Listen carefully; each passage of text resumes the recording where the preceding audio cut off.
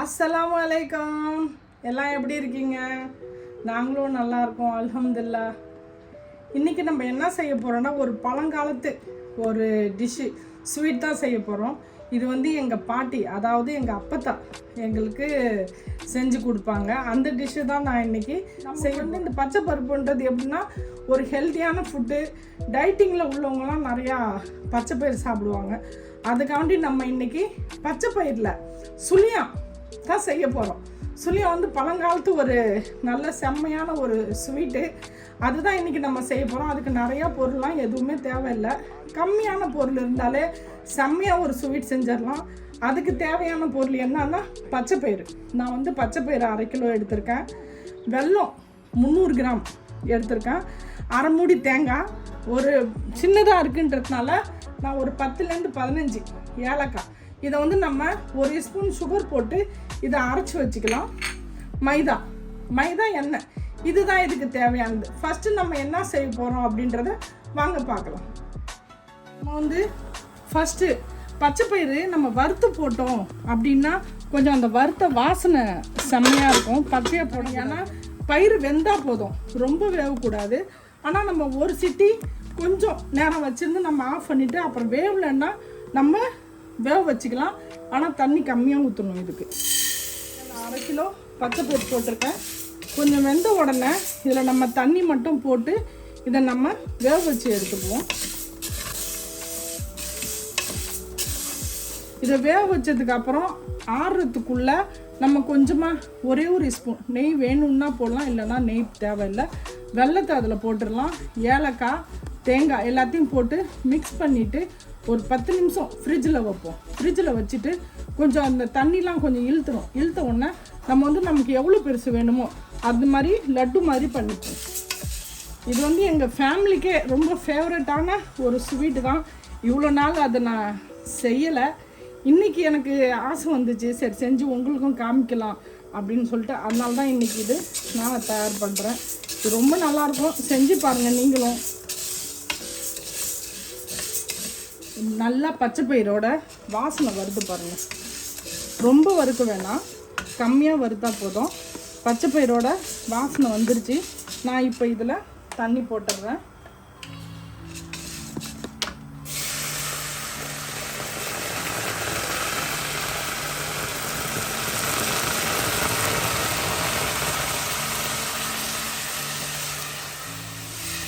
நம்ம தண்ணி நிறையா போட்டாக்கா ரொம்ப வெந்துடும். இது வந்து நம்ம இவ்வளோ தண்ணி போட்டால் போதும். இதை நம்ம குக்கர் போட்டு ஒரு சிட்டி நம்ம இதை விட்டுட்டு வந்துடலாம். ஒரு சிட்டி விட்டு கொஞ்சம் நேரம் வைங்க. வேவலைன்னா நம்ம அப்படியே குக்கரை எடுத்துட்டு மூடியை திறந்துட்டு நம்ம குக்கரை நல்லா அந்த பயிரை வேக வச்சு எடுத்துக்கலாம். பயிர் சும்மா இப்படி அமுங்குனா போதும், ரொம்ப வேகக்கூடாது. இது சிட்டி வந்தோடனே உங்களை நான் வந்து பார்க்குறேன். 2 சிட்டி விட்டு இதுலேயே நான் மூடி வச்சுட்டேன். இது நல்லா கரெக்டாக வெந்திருக்கு. இங்கே பாருங்கள், தண்ணி நம்ம கம்மியாக ஊற்றுனோன்னா நமக்கு வந்து கம்மியாக வேகும். இதில் கொஞ்சோண்டு தண்ணி நிற்கிது. இதை மட்டும் நம்ம கொஞ்சம் வடிச்சிட்டு வேறு ஒரு பவுலில் நம்ம மிக்ஸ் பண்ணிட்டு வந்துடலாம்.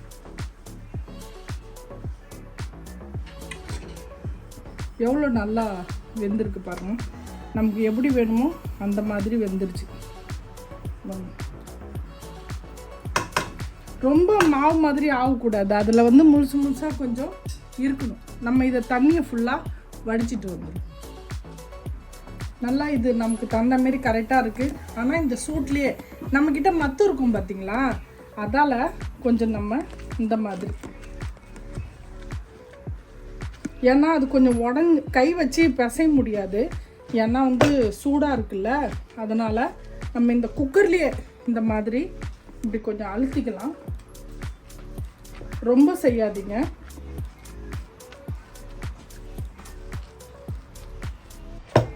செஞ்சுட்டு இதை ஃபுல்லாக எடுத்துருவோம். நம்ம வந்து நல்லா நசுக்கிட்டு குக்கர்லேருந்து நம்ம ஒரு பவுலில் மாற்றிடுவோம்.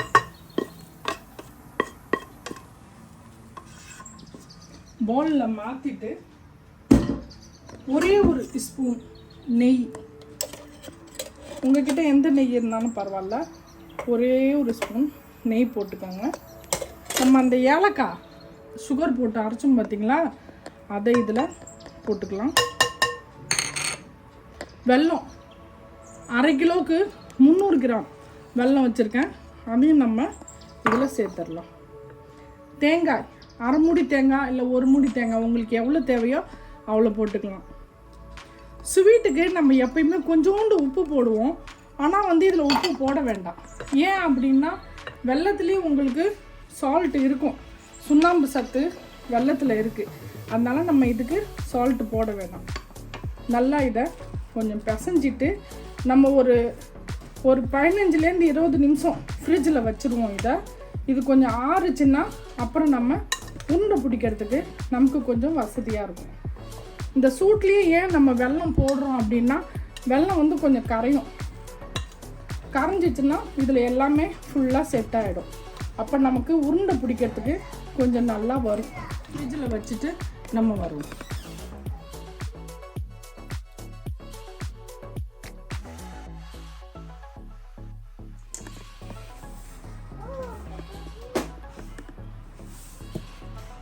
இதுக்கு மைதா போட்டுட்டேன், இதுக்கு தேவையான அளவை உப்பு போட்டுக்கோங்க.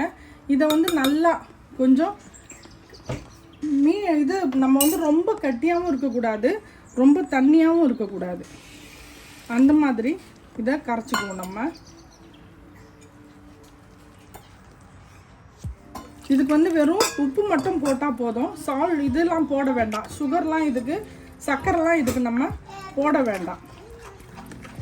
நல்லா இந்த மாதிரி ஒரு விஸ்க் வச்சுட்டு நல்லா இந்த மாதிரி கரைச்சி எடுத்துக்கோங்க. அது ஃப்ரிட்ஜில் நமக்கு 20 நிமிஷம் இருக்கும்ல, அதுக்குள்ளே நம்ம இந்த மாவையும் கரைச்சி எல்லாத்தையும் ரெடி பண்ணி நம்ம வச்சிருவோம். இந்த மாதிரி கரைச்சி இதை நம்ம வச்சிடலாம். எல்லாமே மூடி வச்சாச்சு. கொஞ்சம் நேரம் சென்று நான் உங்களுக்கு எப்படி சுழியம் சுடணும் அப்படின்றத நான் காமிக்கிறேன். ஃப்ரிட்ஜில் வச்சுட்டு எடுத்துகிட்டு வந்துட்டேன். 1/2 கிலோவுக்கு 300 கிராம் வெல்லம் எனக்கு கரெக்டாக இருக்குது. ஆனால் உங்களுக்கு பத்தலை அப்படின்னா நீங்கள் இன்னும் கொஞ்சம் போட்டுக்கலாம். ரெண்டாவது உங்களுக்கு எவ்வளோ பெருசு லட்டு வேணுமோ அதையும் நீங்கள் பிடிச்சிக்கலாம். நான் இந்த சைஸ்க்கு இந்த பாருங்கள், இந்த சைஸ்க்கு நான் பிடிக்கிறேன். இப்போ நல்லா வறுத்து பாருங்கள், ஆரியும் போயிடுச்சு, கொஞ்சம் கட்டியாகிடுச்சு. இந்த மாதிரி பிடிச்சி நம்ம இங்கே வச்சுருவோம். எவ்வளோ வேணுமோ அவ்வளோ செய்யலாம். இங்கே பாருங்கள், நம்ம இதெல்லாம் பிடிச்சி வச்சுட்டு நான் உங்கள்கிட்ட அப்புறம் எப்படி சுடுறதுன்றதை நான் காமிக்கிறேன். இப்போ நம்ம எண்ணெய் சன்ஃப்ளவர் ஆயில் தான் ஊற்றிக்குவோம்.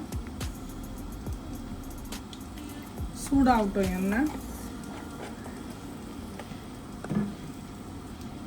நம்ம எவ்வளோ வேணுமோ அவ்வளோ செஞ்சு வச்சுருக்கோம். எவ்வளோ பெருசு வேணும், எவ்வளோ வேணுமோ மீதியை நம்ம என்ன செய்யலாம், அப்படியே சுழியம் சுடாமல் நம்ம எடுத்து டப்பாவில் எடுத்து வச்சுக்கலாம். எப்போ தேவையோ அப்போ நம்ம செஞ்சு சாப்பிட்டுக்கலாம். ஆனால் 2-3 நாளுக்குள்ளே செஞ்சு சாப்பிடுவோம். எண்ணெய் சூடாயிடுச்சு.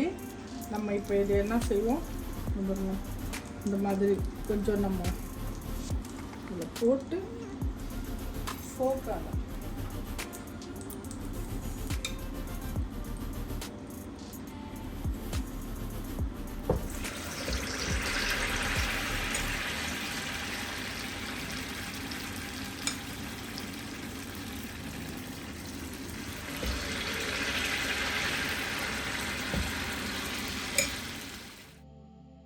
சுழியான போட்டு எல்லாத்தையும் நம்ம எடுக்க வேண்டியது தான்.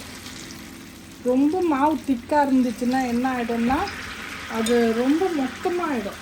அதனால தான் நம்ம கொஞ்சம் அளவாக கரெக்டாக நம்ம செஞ்சு இது போடணும்.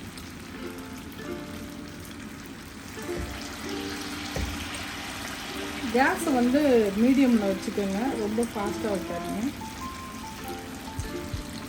நான் கொஞ்சம் பெருசாகவே தான் லட்டு போடுறேன், பிடிச்சி வச்சுருக்கேன். நீங்கள் உங்களுக்கு சைஸ் எப்படி வேணுமோ அது, ரெண்டாவது இனிப்பு எப்படி வேணுமோ அது நீங்கள் உங்களோட இதுக்கு நீங்கள் போட்டுக்கலாம்.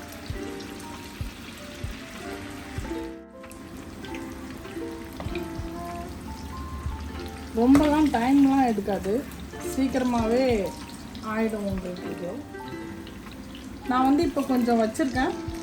இதுக்கப்புறம் அது வேணும்னா நம்ம நாளைக்கு கூட நம்ம செஞ்சு சாப்பிட்டுக்கலாம். நல்லா சூடாக செஞ்சு சாப்பிடலாம்.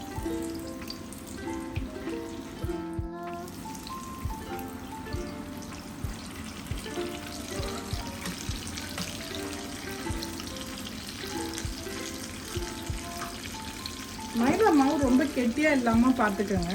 ரொம்ப கெட்டியாக இருந்துச்சுன்னா அது வந்து மேலே வந்து ரொம்ப மொத்தமாக இருக்க மாதிரி இருக்கும். அதனால ஒரு சைஸ் அளவாக வச்சுட்டு நீங்கள் செஞ்சு எடுங்க. நான் வந்து 1/2 கிலோவுக்கு 300 கிராம் வெல்லம் போட்டிருக்கேன். நீங்கள் 400 போடலாம், இல்லை 1/2 கிலோவுக்கு 1/2 கிலோ வெல்லமும் நீங்கள் போட்டு செய்யலாம். ஏன்னா ஒருத்தவங்களுக்கு ஸ்வீட்டு நிறையா வேணும், ஒருத்தவங்களுக்கு கம்மியாக வேணும், அது மாதிரி இருக்குல்ல, அது மாதிரி நீங்கள் போட்டுக்கோங்க.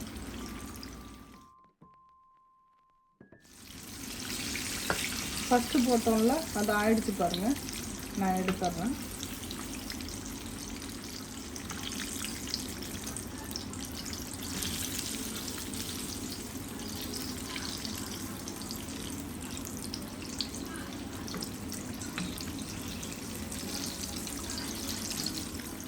மாஷாஅல்லாஹ் எவ்வளோ நல்லா வந்திருக்கு பாருங்கள். பாருங்கள்,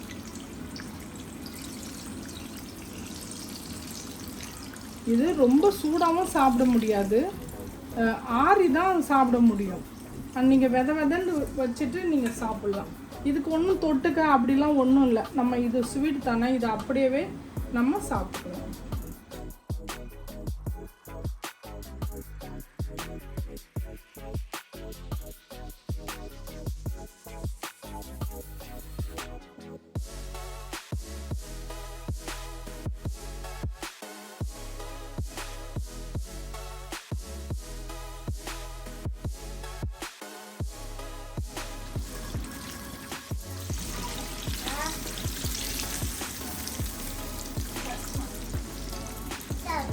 இதையும் நம்ம எடுத்துடலாம்.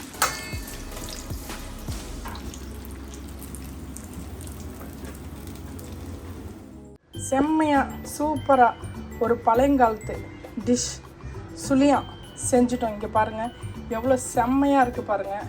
நல்லா சாஃப்டாகவும் இருக்கும். இதை நம்ம இதில் இனிப்பு இல்லாமல் இது உள்ள இனிப்போட சாப்பிடும்போது சும்மா செம்மையாக இருக்கும். இதே மாதிரி செஞ்சு நீங்களும் சாப்பிட்டு பாருங்கள். உங்களுக்கு இந்த வீடியோ பிடிச்சிருந்துச்சுன்னா குயிக் குக்கிங் பை நிஷா சேனலுக்கு லைக் பண்ணுங்கள், ஷேர் பண்ணுங்கள், கமெண்ட் பண்ணுங்கள், மறக்காமல் பெல் பட்டன் கிளிக் பண்ணுங்கள். இன்ஷா அல்லாஹ் நான் இன்னொரு வீடியோட வந்து உங்களை சந்திக்கிறேன். பாய்.